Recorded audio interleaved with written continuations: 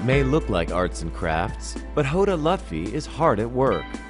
A cultural historian turned artist, Lutfi has been raising eyebrows for her pieces, which draw heavily on public memory from local popular culture.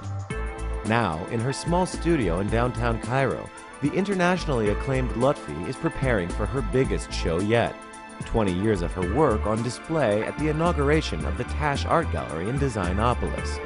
Daily News Egypt sat down with Lutfi to talk about her philosophy as an artist. I think a lot of my work tries to evoke the restriction that human beings experience in their lives. The restrictions on thinking, restrictions on the body, whether women or men. Restrictions, sickness, violence, mutilation.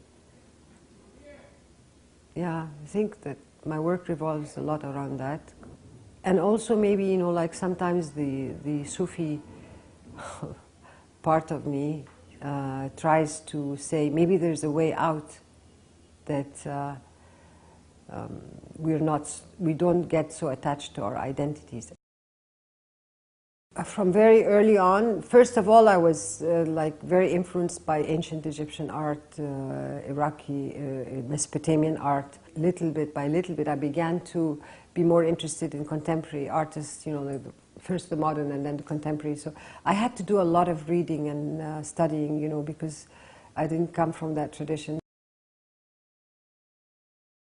I'm always open to new ways of looking at things. I hope I don't say this is how I want it. I want to see things only through gender, or only through Sufism, or only through certain perspectives. I want to be always open to surprises. Maybe something will hit me at some point in my life, and I will decide I want to work on that. I like art or being an artist because I enjoy very much the visual. I think the one part of my brain works better than another, and although I have the training of a historian, but I would rather work with the visual. And most of all, I still like to work with my hands.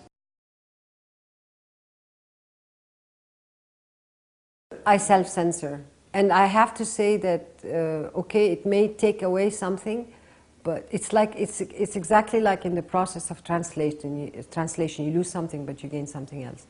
So it's like, so yeah, I lose, sometimes I feel like I want to say, but then it makes me think a lot, and then I say, okay, so I'll do it this way so that it's not censored.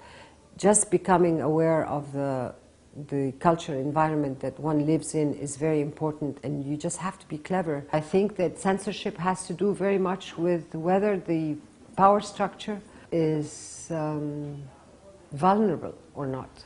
And censorship can be sometimes, or very often, unpredictable. You never know when you're going to get censored. I think that artists, for example, or writers or filmmakers, shouldn't be punished because they said something that it was subversive or counter to, the hegemonic culture.